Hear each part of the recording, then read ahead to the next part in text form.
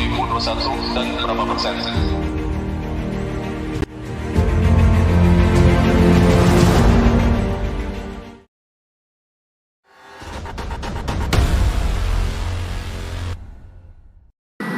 Selamat siang rekan-rekan media dan lainnya datang di acara penyelenggaraan paparan publik tahunan PT Indo Internet Tbk Indonet tahun 2020. Perkenalkan, saya Gunawan Wisnuwardana, Corporate Secretary Indonet yang akan memandu acara hari ini. Hari ini saya didampingi oleh Ibu Carla, aku Direktur Utama, kemudian Bapak Prosupri, aku Wakil Komisaris Utama Indonet.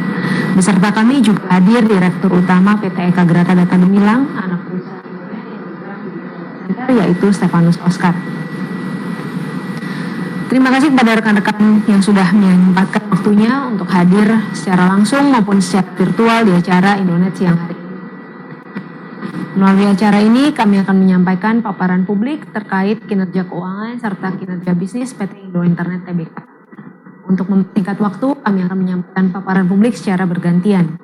Untuk rekan-rekan, kalau ada pertanyaan terkait paparan yang akan disampaikan oleh manajemen Indonet, silakan menanyakan pada sesi tanya jawab. Batasan waktu, kami akan memberikan kesempatan kepada 3 media atau rekan-rekan yang hadir agar dapat mengajukan pertanyaan. Tapi jangan khawatir, untuk pertanyaan yang belum terjawab akan kami follow up secara internal. Oke, selanjutnya paparan akan dibawakan oleh Ibu Carla selaku Direktur Utama Indonet. Terima kasih. Perkembangan teknologi yang semakin pesat menuntut adanya digitalisasi di setiap lini. Perseroan terus mengembangkan infrastruktur digital untuk mendukung kebutuhan pelanggan. Layanan utama kami Hyperscale Connect atau koneksi, data center, dan cloud memudahkan pelanggan untuk memiliki multi koneksi.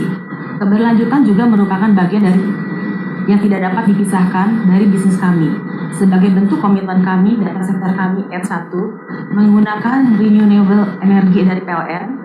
Inovasi kami telah membawa Indonet juga meraih sejumlah penghargaan bergengsi. Indonet baru saja menyelesaikan RUPS tahunan dan luar biasa. Hadirnya wajah-wajah baru dengan kaliber kelas dunia diharapkan semakin memperkuat manajemen Indonet dengan pengalaman dan ekspertis lebih dari 20 tahun di bidang data center dan network. Transformasi digital mendorong Indonet untuk terus merespon kebutuhan digital yang tinggi dengan memfokuskan kegiatan usahanya pada 3 lini usaha, yaitu layanan Hyperscale Network atau HSX yang memenuhi kebutuhan multikonektivitas pelanggan dengan menghubungkan berbagai platform digital diantaranya data center dan cloud. Indonet terus mengembangkan jangkauan layanan dan jaringan HSX yang terproteksi secara penuh beserta memperbanyak kerjasama partnership dengan entitas bisnis untuk menambah value bagi ekosistem HSX ke depannya. Layanan Edge Data Center. Kami berkomitmen untuk menyediakan data center di berbagai lokasi yang terletak di pusat kota, dekat dengan area Internet Exchange yang merupakan pusat lalu lintas data sehingga memberikan kemudahan akses data dengan latensi rendah. Data center kami yang pertama, R1 dengan kapasitas IT load 6 MW akan diselesaikan pembangunannya pada 3 tahun ini. Kami juga tengah merampungkan desain data center kami yang kedua, H2. Ini merupakan strategi perseroan dalam mengantisipasi demand akan data center tipe H yang kian meningkat. Untuk layanan cloud, Indonet menyediakan layanan cloud media penyimpanan dan pemrosesan data berbasis online atau digital yang dapat diakses melalui koneksi internet sebagai salah satu pelengkap ekosistem digital. Didukung tim yang handal dan berpengalaman memberikan layanan terbaik kepada pelanggan, kami berhasil menutup tahun buku 2021 dengan pencapaian 100% pemenuhan service level agreement operasional dan nil incident critical. Selanjutnya paparan akan dibawakan oleh Dona. Oke, melalui eksekusi berbagai strategi yang tepat, Indonet telah berhasil membukukan kinerja sesuai dengan target-target yang direncanakan. Perseroan mencatatkan pendapatan usaha sebesar 619,9 miliar atau naik 30% jika dibandingkan tahun 2020. Seiring dengan peningkatan pendapatan usaha, kami juga memperoleh laba bersih yang meningkat menjadi 123,9 miliar di tahun 2021. Perlu diketahui bahwa pada tahun 2020 terdapat operasi yang dihentikan dan pengakuan keuntungan dari penjualan aset tetap sehingga mendistorsi persentase kenaikan laba bersih tahun 2021. Tiga pendorong utama peningkatan yang terjadi pada tahun 2021 adalah layanan data center dengan peningkatan pendapatan terbesar yaitu sebesar 114,1%, kemudian layanan cloud dengan peningkatan sebesar 43,9%, dan layanan konektivitas dengan peningkatan sebesar 1% secara year on year. Kenaikan signifikan pada segmen data center ditopang oleh pendapatan S1 yang sudah mulai operasional di tahun 2021. Hal ini sejalan dengan strategi perseroan, di mana data center nantinya akan menjadi key growth driver untuk perseroan di masa mendatang. Untuk rasio-rasio profitabilitas dan kinerja keuangan yang baik, maka kami dapat jaga rasio laba bersih terhadap aset maupun terhadap ekuitas tercatat masing-masing sebesar 9,7% dan 12% di tahun 2021. Memang apabila dibandingkan terlihat rasio-rasio ini mengalami penurunan dibandingkan tahun-tahun sebelumnya. Hal ini disebabkan peningkatan atas tambahan modal di sektor yang berasal dari transaksi penawaran umum saham perdana pada Februari 2021 yang diikuti dengan peningkatan aset tetap terkait pembangunan data center kami atau ekspansi.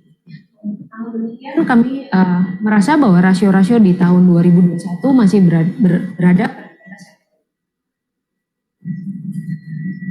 terkait dengan tanah usaha dan strategi perseroan. Manajemen telah mengidentifikasikan strategi bisnis yang diperlukan untuk menghadapi tantangan-tantangan usaha.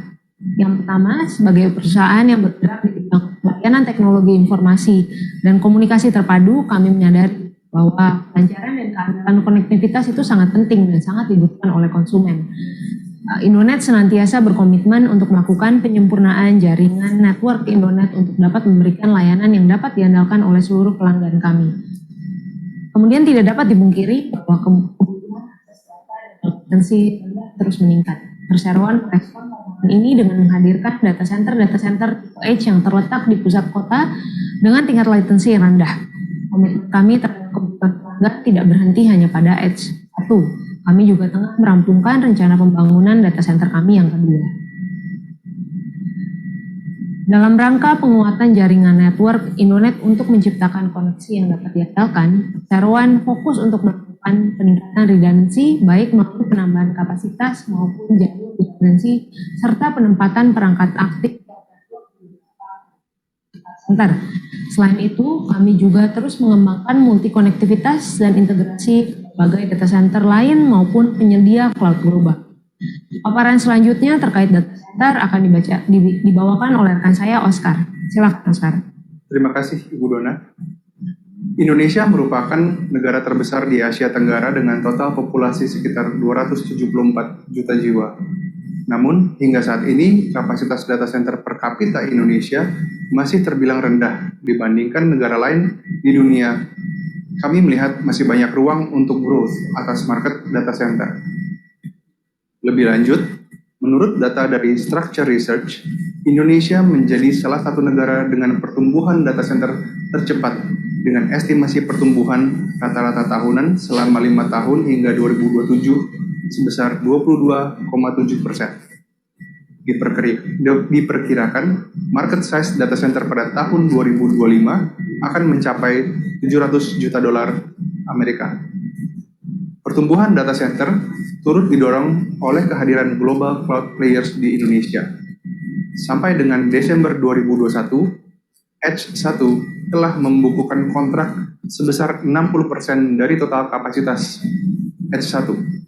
Pembangunan Edge 1 sepenuhnya diproyeksikan akan selesai pada kuartal 3 2021. Kami optimis sampai dengan akhir tahun 2022, perolehan kontrak Edge 1 akan mencapai 80% dari total kapasitas. Pandangan kami bervariasi mulai dari enterprise, retail, dan juga hyperscale. Seperti sudah disampaikan Ibu Carla sebelumnya, kami berkomitmen terhadap keberlanjutan. Edge 1 merupakan data center pertama di Jakarta yang menggunakan renewable energy dari PLN. Untuk mengantisipasi demand akan data center dengan latensi rendah, kami akan menghadiri data center kami yang kedua, yaitu H2. H2 terletak di pusat kota, yaitu Kuningan Center, pada lahan dengan luas 9.000 persegi. Saat ini, kami tengah menyelesaikan rencana desain dan juga melakukan seleksi vendor terkait pembangunan H2 data center. H2 direncanakan untuk memiliki kapasitas lebih dari 20 MW IT load yang akan ready for service pada akhir tahun 2023. Demikian paparan publik dari kami. Terima kasih Oscar atas paparannya kepada rekan-rekan. Seperti yang sudah saya sampaikan sebelumnya, di terbatas waktu saya akan memberikan kesempatan kepada 3 media ataupun rekan-rekan lainnya yang sudah mengajukan pertanyaan. Saya bacakan satu persatu. Silahkan.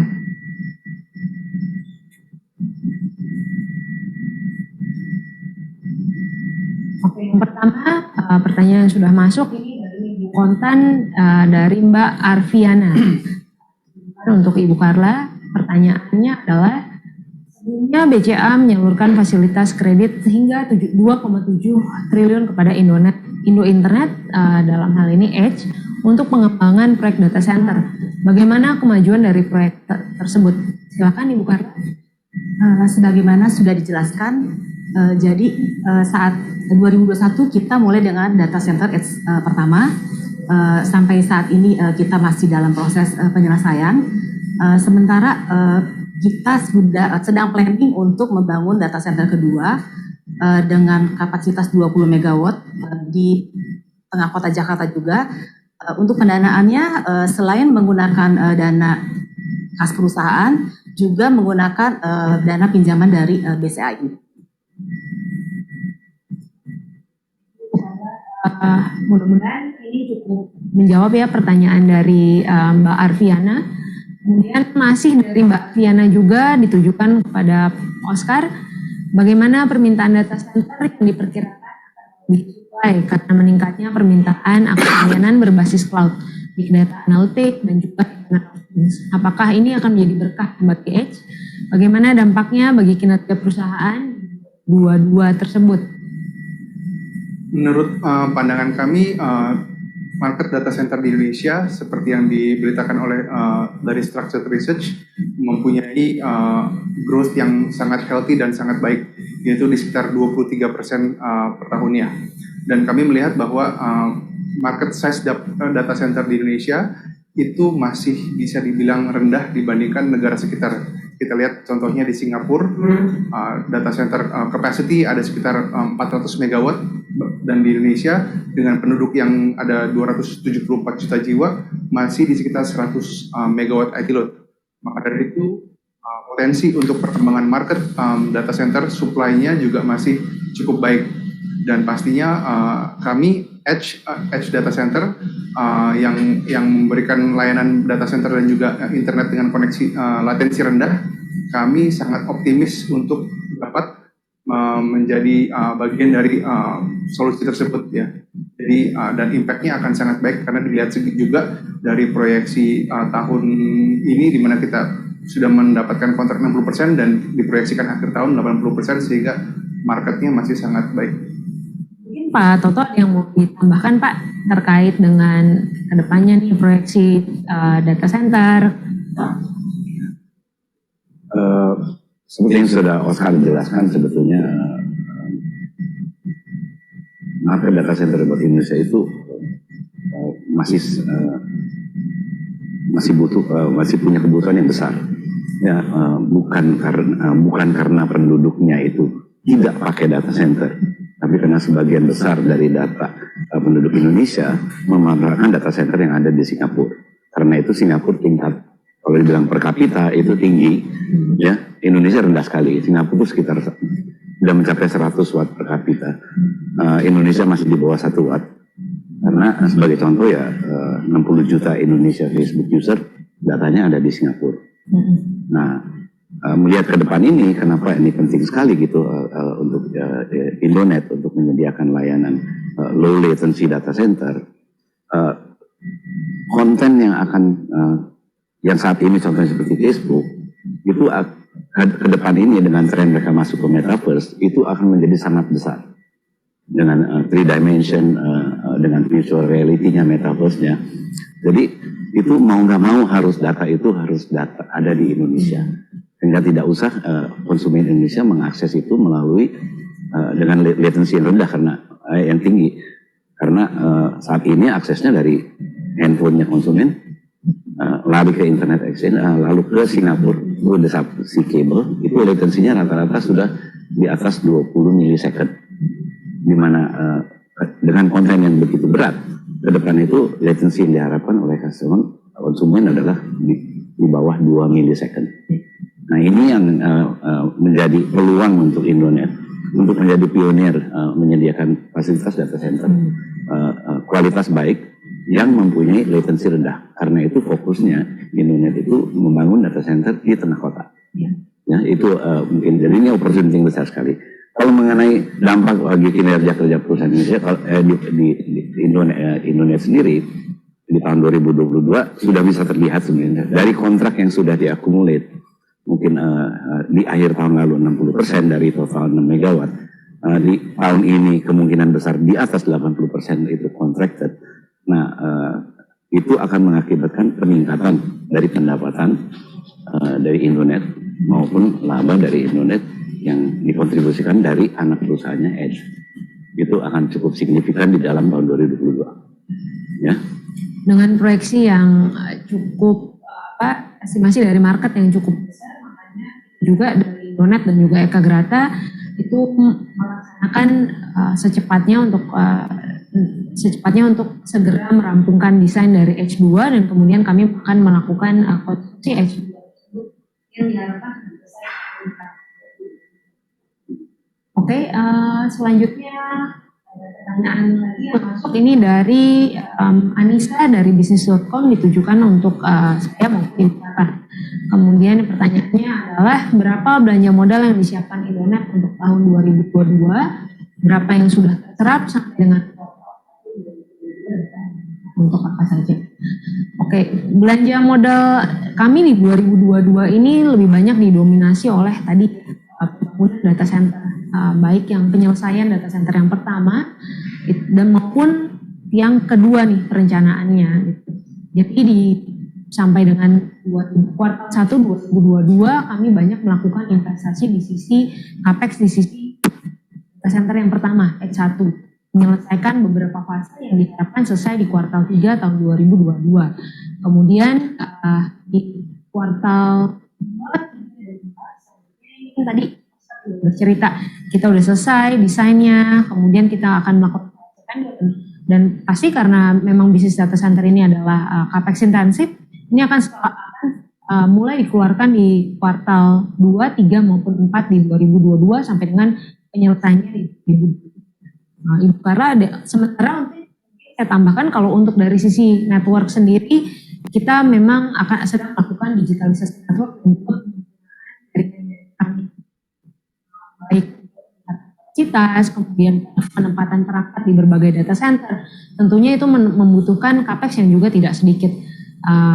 Sama seperti halnya capex data center itu udah mulai dikeluarkan sejak kuartal 1 dan diharapkan dengan kuartal 4 2022. Ibu Karla ada yang mau ditambahkan, Bu? Saya rasa cukup. Oke. Demikian untuk yang di Anissa dari bisnis.com. Mudah-mudahan cukup menjawab pertanyaannya ya. Ada pertanyaan lainnya, mungkin kita masih ada waktu untuk 1 atau 2 pertanyaan lain.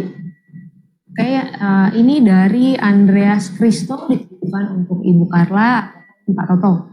Bagaimana skema kontrak di Indonet? Apakah pajak dari 5 tahun dan bagaimana pricing adjustment dari kontrak tersebut? Ibu dulu mungkin dilanjutkan dengan Pak Toto. Oke, mungkin ini maksudnya kontrak dengan pelanggan ya. Jadi bisa dibedakan antara services yang di Indonet dengan di data center. Biasanya di Indonet yang merupakan servisnya berupa koneksi itu secara kontrak itu per tahun otomatis rollover. Sementara untuk kontrak di data center itu biasa 3-5 tahun. Sedangkan mengenai pricing adjustment, biasa selama kontrak berjalan itu terhadap harga yang disepakati antara provider dengan pelanggan, jadi tidak ada pricing adjustment, kecuali ada hal-hal tertentu yang misalnya ada penambahan dan sebagainya, dan itu akan dibicarakan dengan antara provider dengan pelanggan. Mungkin dari saya itu, Pak Toto mungkin bisa tambahkan. Ya, mungkin kalau saya tambahkan memang kalau mengenai kontrak, tipikal untuk kontrak data center itu kalau untuk customer besar itu biasanya 5 tahun plus 5 tahun. Karena dan untuk customer retail yang lebih kecil biasanya minimum 3 tahun. Nah, secara pricing adjustment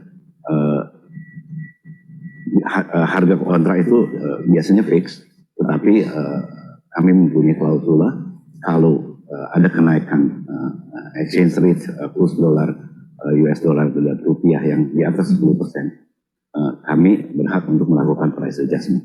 Itu untuk proteksi karena sebagian besar dari cost kita ada di US dollar. Demikian respon kami terhadap pertanyaan dari Bapak Andreas Kristo. Mungkin kalau masih ada waktu, kita ada satu lagi pertanyaan. Oke, pertanyaan terakhir ya, ini dari Sasha, dari investor Daily, ditujukan untuk Ibu Carla ataupun saya. Kemudian mohon sebutkan nilainya, Bu, berapa capex terpakai dan disiapkan. Ini agak sulit dan sebenarnya ini jadi dapurnya Indonet juga nih untuk nilainya ya. Kalau untuk capex yang terpakai dan disiapkan untuk yang H1, H2 sebenarnya rekan-rekan udah bisa tahu. Tadi kan udah ada yang nanya mengenai kreditnya Indonet yang dari Indonet TK Grata itu jumlahnya sampai dengan 2,8 triliun itu untuk perluasan H1, kemudian H2 itu dari situ sendiri sebenarnya sudah bisa kelihatan lah gitu dari capex yang H1 yang akan di-spend di tahun ini dan juga H2 yang akan mulai di-expense di tahun ini dan sampai dengan tahun depan. Kalau untuk capex Indonet sendiri sebenarnya kami masih bisa melalui dana operasional perusahaan, karena memang kalau dilihat juga kan dari kita perbandingan Q1 2022 dibandingkan Q1 2021 itu dari sisi pendapatan saja kita di Q1 2022 sudah sampai 180 miliar, yaitu kurang lebihnya naik 43% dibandingkan tahun lalu. Jadi dari sisi kami belum memerlukan financing dari external party dalam hal ini bank. Ada yang mau ditambahkan? Saya cukup ya. Oke. Kalau baik, terima kasih semua rekan-rekan yang sudah menayangkan pertanyaannya. Nanti kalau memang ada pertanyaan lainnya bisa disampaikan ke email dari Corporate Secretary Indonet. Nanti kita akan coba respon secepatnya untuk rekan-rekan yang memang masih memiliki pertanyaan. Nah, dikarenakan keterbatasan waktu, nampaknya inilah akhir dari expose kita tahun ini. Saya Dona Ulif Tumarang selaku moderator mengucapkan terima kasih kepada rekan-rekan media maupun rekan-rekan lainnya yang sudah hadir baik secara dari virtual dalam acara Public Expose tahunan PT Internet Tbk. Saya dan segenap jajaran Indonet, Ibu Carla, Pak Toto, dan juga Oktar, kami undur diri dan sampai jumpa di acara Indonet berikutnya. Stay healthy and stay safe. Terima kasih.